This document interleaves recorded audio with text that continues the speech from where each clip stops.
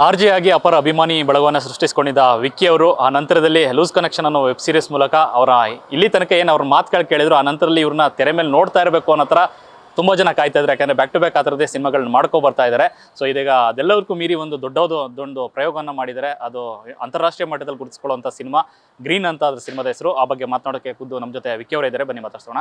ನಮಸ್ತೆ ವಿಕ್ಕಿ ಅವರೇ, ಹೇಗಿದ್ದೀರಿ? ಎಸ್, ಇಲ್ಲಿ ತನಕ ಮೊದಲೇ ಹೇಳಿದಾಗೆ ನಿಮ್ಮ ವಾಯ್ಸ್ಗೋಸ್ಕರ ಜನ ಕಾಯ್ತಿದ್ರು. ಈಗ ನಿಮ್ಮನ್ನು ನೋಡಬೇಕು ಅಂತ ಜನ ಸೃಷ್ಟಿಯಾಗಿದ್ರು ಒಂದಷ್ಟು ಜನ. ಯಾಕಂದರೆ ಲೂಸ್ ಕನೆಕ್ಷನ್ ನಾಸಾ ಅನ್ನೋ ಪಾತ್ರ ಅಷ್ಟು ದೊಡ್ಡ ಇಂಪ್ಯಾಕ್ಟ್ ಮಾಡ್ತಾವೆ ಅಂಥದ್ದೆಲ್ಲ. ಹೇಟಿ ರೋಮಿಯೋ ಅದೆಲ್ಲ ಒಂದಷ್ಟು ಬ್ಯಾಕ್ ಟು ಬ್ಯಾಕ್ ಒಂದಷ್ಟು ಸಿನಿಮಾಗಳಲ್ಲಿ ಕೆಲಸ ಮಾಡಿದಿರಿ. ಹೇಗೆ ಅನಿಸ್ತದೆ ಸರ್ ಅಂಟಾಗಿ? ಅಲ್ಲ, ಖುಷಿ ಆಗುತ್ತೆ. ಒಂದು 8 ವರ್ಷದ ಜರ್ನಿ, 11 ವರ್ಷದ ರೇಡಿಯೋ ಜರ್ನಿ. ನಮಗೆ ಇಟ್ಸ್ ಅ ಡಿಫ್ರೆಂಟ್ ಫೀಲಿಂಗ್. ಅಂದರೆ ಇದು ಹೇಳಲ್ಲ ಸಾಧ್ಯ, ಪದಗಳೇ ಸಿಗಲ್ಲ. ಮೇ ಬಿ ಭಾಳ ಚಿಕ್ಕ ವಿಷಯರಾಗ್ಬಿಡುತ್ತೆ. ಜೀವನದಲ್ಲಿ ದೊಡ್ಡದಾಗಿ ಮಾಡಿದೀವಿ ಅಂತ ಅನ್ಸುತ್ತಲ್ಲ, ಅವಾಗ ದೊಡ್ಡದಾಗಿ ಹೇಳಬೇಕು ಅಂತ ಅನ್ಸುತ್ತೆ. ಇಲ್ಲ, ಚಿಕ್ಕ ವಿಚಾರಗಳು ಮಾಡಿರೋದು.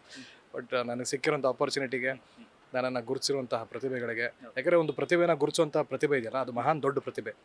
ಸೊ ಆ ಥರ ಗುರುತು ಸಿಕ್ಕಿದ್ದೀನಿ ಅಂದರೆ I have to be thankful to them. ಯೂನಿವರ್ಸಿಗೆ, ತಂದೆ ತಾಯಿಗೆ, ನಮ್ಮ ಗುರುಗಳಿಗೆ, ಫ್ಯಾಮಿಲಿ ಮೆಂಬರ್ಸ್ಗೆ I have to be thankful ಅಷ್ಟೇ. ನಿಮಗೆ ಒಂದು ತುಂಬ ವಿಭಿನ್ನವಾದ ಪಾತ್ರಗಳೇ ಒಂದಷ್ಟು ಹುಡ್ಕೊ ಬರ್ತದೆ. ಈಗ ನಾಸಾ ಆಗಿರ್ಬೋದು, ಇಕ್ಕಟ್ಟಾಗಿರ್ಬೋದು, ಈ ಥರದ್ದೆಲ್ಲ ಸಿನಿಮಾಗಳು ನೋಡಿದಾಗ ನಿಮ್ಮ ಪಾತ್ರ ಯಾವಾಗಲೂ ವಿಭಿನ್ನವಾದ ಸ್ತರದಲ್ಲೇ ನಿಂತ್ಕೊಳ್ಳೋವಂಥದ್ದು. ಅಂಥದ್ದೇ ಬರ್ಕೊಂಡು ನಿಮ್ಮನ್ನ ಹುಡ್ಕೊ ಬರ್ತಾರೆ ಹೇಗೆ ಅಂತ? ಇಲ್ಲ, may be I am chosen ಅಷ್ಟೇ. ಅಂದರೆ ನನ್ನನ್ನು ಭಗವಂತನ ಆಯ್ಕೆ ಮಾಡಿದಾನೆ ಅಂತ ಅನ್ಕೊಳ್ಳೋದು. ಯಾಕಂದರೆ ನಾಸಾ ಮಾಡಿದಾಗಲೂ ಅಷ್ಟೇ, ನಾಸಾ ಮಾಡಿದಾಗ ಹೆಚ್ಚು ಕಮ್ಮಿ ನನಗೆ ಆಗಬಾರ್ದು ಸನ್ನಿವೇಶಗಳೆಲ್ಲ ಆಗ್ಬಿಡುತ್ತೆ ಲೈಫಲ್ಲಿ. ಯಾರೋ ಎಲ್ಲೋ ಸಿಗೋರು, ಬ್ರೋ ನೀನು ನಾಸಾ ಅಲ್ವಾ ಬ್ರೋ, ಸೂಪರ್ ಬ್ರೋ ನೀನು ಅಂತ ಯಾರು ಗುರುತಿಡಿಯೋ ಥರ ಆಗ್ಬಿಟ್ರು. ಆಮೇಲೆ ನನಗೆ ಒಂದು ಅರ್ಥ ಆಗಿದ್ದೇನು ಅಂದರೆ, ಓಕೆ, ಪಾತ್ರದಿಂದನೂ ಒಬ್ಬ ವ್ಯಕ್ತಿನ ಗುರುತಿಸ್ತಾರೆ. ಅದರಲ್ಲಿ ಹೊಸದಾಗಿತ್ತಾಗ 2017ರಲ್ಲಿ ಇಟ್ ವಾಸ್ ವೆರಿ ನ್ಯೂ. ನಂಗೆ ಗೊತ್ತಿಲ್ಲ ಇದು ಹಿಂಗೆ ಆಗುತ್ತಾ. ಅವತ್ತು ಸಿಗ್ದವ್ರೆಲ್ಲ ಹೇಳೋರು, ನೀನು ದೊಡ್ಡ ಮನುಷ್ಯ ಆಗ್ತೀನಿ ನಾನು ಅದು ಅಂತ. ಸೊ ನಮ್ಗೆ ಅರ್ಥ ಆಗಿದ್ದೇನು ಅಂದರೆ, ದೊಡ್ಡ ಮನುಷ್ಯ ಆಗ್ತೀನಿ ಅಂತ ಹೇಳೋಕ್ಕೆ ಅವನು ಯಾವ ದೊಡ್ಡ ಮನುಷ್ಯ. ಸೊ ಗೊತ್ತಾಗಲ್ಲ. ದಟ್ಸ್ ವಾಟ್ ದೇ ಸೇ, ಯಾವತ್ತು ಅದನ್ನು ಗೊತ್ತಿರೋ ಸತ್ಯ ಏನಂದರೆ, ಪ್ರೇಕ್ಷಕರು ಯಾವತ್ತು ಸುಳ್ಳು ಹೇಳಲ್ಲ ಅಂತ. ಅವ್ರ ಪ್ರೊಜೆಕ್ಷನ್ ಬೇರೆ ಥರದ್ದಿರುತ್ತೆ. ಅವ್ರು ಏನೋ ನೋಡಿರ್ತಾರೆ, ನಾವು ಕಾಣಕ್ಕೆ ಮುಂಚೆ ಅವ್ರು ಕಾಣಿಸಿರುತ್ತೆ ಅಂತ. ಸೊ ಅವ್ರು ಅವತ್ತು ಹೇಳ್ಬೇಕಾದ್ರೆ ನನಗೆ ಅರ್ಥ ಆಗಲಿಲ್ಲ. ಕ್ರಮೇಣ ಈ ಹೇಟಿ ರೋಮಿಯೋ, ವಿಯೆಟ್ನಾಮ್ ಶೂಟ್ ಮಾಡ್ಕೊಂಬಂದ್ಮೇಲೆ ಡೂಡ್ ಮಗ ಇಕ್ಕಟ್ಟು, ಫ್ರೆಂಚ್ ಬಿರಿಯಾನಿ, ಬ್ಲ್ಯಾಕಿ, ಮತ್ತೆ MRP, ಈಗ ಗ್ರೀನ್, ಇದೆಲ್ಲ ಮಾಡ್ತಾ ಅರ್ಥ ಆಗಿದೆ ಅಂದರೆ, ಒಂದು ಅರ್ಥ ಆಗಿದೆ ನನಗೆ, ಹೊಸದಾಗಿ ಏನಾದರೂ ಒಂದು ಮಾಡಬೇಕು ಅಂತ. 10ರಲ್ಲಿ ಒಬ್ಬರು ಆಗೋದಕ್ಕೂ 10 ಬಿಟ್ಟು 11 ಆಗೋದಕ್ಕೂ ವ್ಯತ್ಯಾಸ ಇದೆಯಲ್ಲ. So I want to be that 11th person. So maybe ಆ ಗುರುತಿಸೋಕ್ಕೇನೋ ಈ ಥರದ ಸಿನಿಮಾಗಳನ್ನ ಆಯ್ಕೆ ಮಾಡಿ ಕಾರಣ ಆಗ್ತಿದೆಯಾ ನಿಮಗೆ ಅಂತ ಅಂದ್ಬಿಟ್ಟು? ಹೌದು. ಅಂದರೆ ಒಂದು ಹೊಸದಾಗಿ ಯೋಚನೆ ಮಾಡುವಂಥ ಶಕ್ತಿ ಇದೆ. ಈಗ ಆರ್ಜೆಂಗಲ್ಲಿ ಪ್ರತಿದಿನ ಇದೇ ವಾಯ್ಸ್ ಮಾತಾಡುತ್ತೆ, ಇದೇ ವ್ಯಕ್ತಿ ಮಾತಾಡ್ತಾನೆ. ಬಟ್ ಹೊಸದಾಗಿ ಏನು ಮಾತಾಡೋಕ್ಕೆ ಸಾಧ್ಯ, ಹೊಸದನ್ನೇನು ತರೋಕ್ಕೆ ಸಾಧ್ಯ, ಹೊಸ ವಿಚಾರ ಎಲ್ಲಿಂದ ಹುಡ್ಕೋಕ್ಕೆ ಸಾಧ್ಯ. ಹುಡುಕಿ ತರೋದು ಮುಖ್ಯ ಅಲ್ಲ, ತಂದು ಅದನ್ನು ಪ್ರಸ್ತಾವನೆ ಹಾಗೆ ಮಾಡಬೇಕಾಗತ್ತೆ. ಸೊ ಪ್ರೆಸೆಂಟೇಷನ್ ಭಾಳ ಮುಖ್ಯ ಆಗುತ್ತೆ. ಪ್ರತಿದಿನ ಹೊಸ ಪ್ರೆಸೆಂಟೇಷನ್ ಬಗ್ಗೆ ಗಮನ ಹರಿಸೋ ನಾನು ಇನ್ನು ಕ್ಯಾರೆಕ್ಟರ್ ಬಗ್ಗೆ ತಲೆ ಕೆಡಿಸ್ಕೊಳ್ತಾ ಇರ್ತೀನ. ಸೊ ಇಟ್ಸ್ ಎ ಜರ್ನಿ ಅಷ್ಟೇ. I am enjoying the journey. ನನಗೆ ಸಿಕ್ಕಿರೋ ಮಾರ್ಗದರ್ಶಕರು, ಗುರುಗಳು, ಗೈಡಿಂಗ್ ಫೋರ್ಸು, ಮತ್ತು ನಾನು ನೋಡೋಂಥ ಚಿತ್ರಗಳು, ಸೊ ಅವರೆಲ್ಲ ಅದೊಂಥರ ಗೊತ್ತಿಲ್ದಂಗೆ ಬೂಸ್ಟ್ ಮಾಡ್ತಾ ಇರುತ್ತೆ ಒಳಗಿಂದ. ಹೊಸ ಕ್ಯಾರೆಕ್ಟರ್ ಮಾಡಪ್ಪ, ಹೊಸ ಗೆಟಪ್ ಹಾಕಪ್ಪ ಅಂತ.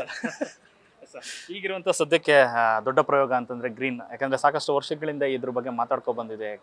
ಲಾಕ್ಡೌನ್ಗೂ ಮೊದಲೇ ಸಾಕಷ್ಟು ಚರ್ಚೆಗಳು ಕೂಡ ಮಾಡಿದ್ವಿ ಸಿನಿಮಾ ಬಗ್ಗೆ. ಈಗ ರಿಲೀಸ್ಗೆ ಸಿದ್ಧವಾಗಿ ನಿಂತಿರುವಂಥ ಸಿನಿಮಾ ಈಗ ಆಲ್ರೆಡಿ ಸಾಕಷ್ಟು ವೇದಿಕೆಯಲ್ಲಿ ಸಿನಿಮಾ ರಿಲೀಸ್ ಆಗಿದೆ. ಅಂದರೆ ಎಲ್ಲ ನೋಡಿದ್ರು ಒಂದಷ್ಟು ಜನ ಇಂಟರ್ನ್ಯಾಷನಲ್ ವೇದಿಕೆಯಲ್ಲಿ. ಸೊ ಈ ಗ್ರೀನ್ ಅನ್ನೋದು ಯಾಕೋ ತುಂಬ ಮನಸ್ಸು ನಾಳೆ ಇಳಿದಿರುವಂಥ ಸಿನಿಮಾ. ಯಾಕಂದರೆ ನೀವು ಮಾತಾಡಿದ್ರೆ ಸಿನಿಮಾ ಬಗ್ಗೆ ಮಾತಾಡ್ತಾ ಇದ್ದಂಗೆ ಎಲ್ಲೋ ಒಂದು ಕಡೆ ತುಂಬ ಆಪ್ತವಾಗಿ ಹೋಗ್ಬಿಡ್ತೀರ ಆ ಸಿನಿಮಾಗೆ. ಏನು ಕಾರಣ ಅದು? ಆ ಗ್ರೀನ್ ಅಷ್ಟೊಂದು ಕಾರಣ ಏನಾಗಿತ್ತು ಅಂತ?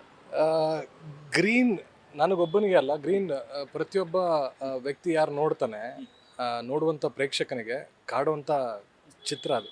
ಯಾಕಂದರೆ ಒಬ್ಬ ವ್ಯಕ್ತಿ ತಲೆ ಒಳಗೆ ಏನೋ ನಡೀತಾ ಇರುತ್ತೆ, ಏನೋ ಒಂದು ಗೊಂದಲ ಇರುತ್ತೆ. ಅಂದರೆ ನಮ್ಮೆಲ್ಲರೊಳಗೊಬ್ಬ ರಾಕ್ಷಸ ಇರ್ತಾನೆ. ಓಕೆ, ಆ ರಾಕ್ಷಸನನ್ನು ಯಾರೂ ನೋಡೋಕ್ಕೆ ಸಾಧ್ಯ ಇಲ್ಲ. ಅದನ್ನು ತೆರೆ ಮೇಲೆ ತಂದಿದ್ದಾರೆ ರಾಜ್ ವಿಜಯ್ ಅವರು.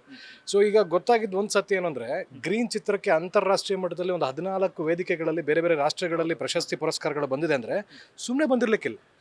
ದುಡ್ಡು ಕೊಟ್ಟರೆ 1-2 ಬರುತ್ತೆ, reality of life. But for the shear talent, pure content, ಎಲ್ಲರಿಗೂ ಪ್ರಶ್ನೆ ಇರೋದು, ಒಬ್ಬ ಇಂಡಿಯನ್ ಇದನ್ನು ಯೋಚನೆ ಮಾಡೋಕ್ಕೆ ಸಾಧ್ಯನಾ? ಸೊ ಈ ಥರ ವಿಚಾರನ ತರೋಕ್ಕೆ ಸಾಧ್ಯನಾ ತೆರೆ ಮೇಲೆ ವಿತ್ ಲಿಮಿಟೆಡ್ ಕ್ಯಾರೆಕ್ಟರ್ಸ್? 2 ಗಂಟೆ ವಿತೌಟ್ ಸಾಂಗ್, ವಿತೌಟ್ ಫೈಟ್ ನಿಮ್ಮನ್ನು ಕೂರಿಸ್ಬೇಕು, ಒಂದು ಎಡ್ಜಲ್ಲಿ ತರಿಸ್ಬೇಕು ಅಂದರೆ ಭಾರಿ ಕಷ್ಟದ ಕೆಲಸ. ಆ್ಯಂಡ್ ನಾನು ನಿಮ್ಗೆ ಆಗಲೇ ಮಾತಾಡ್ಬೇಕಾದ್ರೆ ಹೇಳ್ತಿದ್ದೆ, ಈ ಸೈಕಾಲಜಿಕಲ್ ಮೈಂಡ್ ಬೆಂಡಿಂಗ್ ಥ್ರಿಲ್ಲರ್ ಅನ್ನೋ ಜಾನ್ರ ಇದೆಯಲ್ಲ, one of the toughest in the world. ಬೇರೆ ಬೇರೆ ಜಾನ್ರಗಳಿರ್ತವೆ, ಸೈಕಾಲಜಿಕಲ್ ಥ್ರಿಲ್ಲರ್, ಅದು ಇದು ಹಾರರ್ ಗಿರರ್ ಅಂತೆಲ್ಲ ಇರುತ್ತೆ, ಕಾಮಿಡಿ ಗಿಮಿಡಿ, ಆ್ಯಕ್ಷನ್ ಡ್ರಾಮಾ. ಸೊ ಇದೆಲ್ಲದೂ ಕಂಪೇರ್ ಮಾಡಿದ್ರೆ ಇದು ಸ್ವಲ್ಪ ಟಫ್ ಇದೆ. ಯಾಕಂದರೆ ಕೊನೆಯಲ್ಲಿ ಒಂದು ಸ್ವಲ್ಪ ಹಿಡಿದ್ರೆ ಇಡೀ ಸಿನಿಮಾನ ಕೊಲಾಪ್ಸ್ ಆಗ್ಬಿಡುತ್ತೆ. ಕೊನೆಯಲ್ಲಿ ಏನಿರುತ್ತೆ ವಿಷಯ ಅದೇ ಎಲಿವೇಟ್ ಆಗೋದು. ಸೊ ಗೋಪಾಲ್ ಕೃಷ್ಣ ಸರ್ ಅಂತೂ ನಾನು ಹೇಳ್ತೀನಿ, ಟ್ರಸ್ಟ್ ಮೀ, ಗ್ರೀನ್ ಚಿತ್ರದಲ್ಲಿ ಕೊನೆ 20 ನಿಮಿಷ ಗೂಸ್ ಬಾಂಬ್ ಸಿಚುವೇಶನ್, ಅಂದರೆ ಮೈ ನವಿರೇಳಿಸುವಂಥ ವಿಚಾರಗಳಾಗುತ್ತೆ. ಇದನ್ನ ಹೆಂಗೆ ಯೋಚನೆ ಮಾಡೋಕ್ಕೆ ಸಾಧ್ಯ ಆಯಿತು ನಿರ್ದೇಶಕ ಅಂತ ಬರುತ್ತೆ. ಹಂಗೆ ಇದನ್ನ ಹೆಂಗೆ ಯೋಚನೆ ಮಾಡೋಕ್ಕೆ ಸಾಧ್ಯ ಆಯಿತು ನಿರ್ದೇಶಕನಿಗೆ. And moreover Raj Vijay ಅವರು ಮುಂಚೆ ಯಾವುದೊಂದು ಸಿನಿಮಾ ಅನೌನ್ಸ್ ಮಾಡಿದ್ರಂತೆ, ಕಾರಣಾಂತರಗಳು ಟೇಕ್ ಆಫ್ ಆಗಲಿಲ್ಲ. ಬಟ್ ಈಗ ಫುಲ್ ಫ್ಲೆಜ್ಡ್ ಆಗಿ ಅವರೇ ಡೈರೆಕ್ಷನ್ ಮಾಡಿ ಆ್ಯಂಡ್ ಪ್ರೊಡ್ಯೂಸ್ ಮಾಡಿ ನಮ್ಮಂಥ ಆರ್ಟಿಸ್ಟ್ಗಳನ್ನ ಆಯ್ಕೆ ಮಾಡಿ. ಇನ್ಫ್ಯಾಕ್ಟ್ ನಿಮಗೆ ಗೊತ್ತಿರಲಿ ವಿಚಾರ, ಇಕ್ಕಟ್ಟಿನ ಡೂಡ್ ಮಗ ಆದಮೇಲೆ ಗ್ರೀನ್ ಆಗಿದ್ದು. ಸೊ ಡೂಡ್ ಮಗ ಕ್ಯಾರೆಕ್ಟರ್ ಸ್ವಲ್ಪ ವಿಚಿತ್ರವಾಗಿತ್ತಲ್ಲ, ತಲೆ ಕಲರ್ ಎಲ್ಲ ಹಾಕ್ಕೊಂಡು ಭಾಳ ವಿಚಿತ್ರವಾಗಿ. ಸೊ ಆ ಥರ ಇದ್ದಾಗ ಓಕೆ, ಈ ಕ್ಯಾರೆಕ್ಟರ್ ರಾಜೀವ ಇವ್ರು ಸೂಟ್ ಆಗ್ತಾರ ಅಂತ, ಬಿಕಾಸ್ ಅವ್ರ ತಲೆಯಲ್ಲಿ ಬೇರೆ ಗಣ್ಯರ ದೈತ್ಯರ ಹೆಸರುಗಳೆಲ್ಲ ಇತ್ತು. ಸೊ ಗೊತ್ತಿರಲಿಲ್ಲ ಆಪರ್ಚುನಿಟಿ ಸಿಗುತ್ತಾ ಅಂತ. ಒಂದಿನ ಬಂದರು, ಕತೆ ಹೇಳಿದ್ರು, ಕತೆ ಕೇಳಿಸ್ಕೊಂಡೆ. And rest is history. ಈಗ ಸಿನಿಮಾ ಮಾಡಿದ್ದೀವಿ, ಬೇರೆ ಅಂತಾರಾಷ್ಟ್ರೀಯ ಮಟ್ಟದಲ್ಲಿ ಪ್ರಶಸ್ತಿ ಪುರಸ್ಕಾರ ತೊಗೊಂಡಿದ್ದೀವಿ. ಬಟ್ ನಮಗಿರೋ ಒಂದೇ ಒಂದು ಕ್ಯೂರಿಯಾಸಿಟಿ ಅಂದರೆ, ನಾವು ನೋಡಿದ್ದೀವಲ್ಲ, ಈ ನೋಡಿರೋ ವಿಚಾರನ ನಮ್ಮ ಪ್ರೇಕ್ಷಕರು ತೊಗೊಂಡೋಗಿ ಕೊಡಬೇಕು ಅಂತ. End of the day audience ಚಪ್ಪಾಳೆ ಶಿಳ್ಳೆನೇ ಅಲ್ವಾ ನಾವು ಕೆಲಸ ಆಗೋದು, ಇನ್ನೂ ಹೆಚ್ಚೆಚ್ಚು ಕೆಲಸಗಳು ಹುಡ್ಕೊಂಬರೋದು. Waiting for that particular day. ಕೆಲವೇ ದಿನಗಳಲ್ಲೋ ವಾರಗಳಲ್ಲೋ ಮೇ ಬಿ, ಗೊತ್ತಿಲ್ಲ ಯಾವಾಗ ಅನೌನ್ಸ್ ಮಾಡ್ತಾರೆ ಅಂತ. ಬಟ್ ಸದ್ಯಕ್ಕೆ ಟೀಸರ್ ಅಂತೂ ರಿಲೀಸ್ ಆಗಿದೆ. ನೆಕ್ಸ್ಟ್ ಟ್ರೈಲರ್, ಅದಾದಮೇಲೆ ಸಿನಿಮಾ ರಿಲೀಸ್ ಆಗುತ್ತೆ.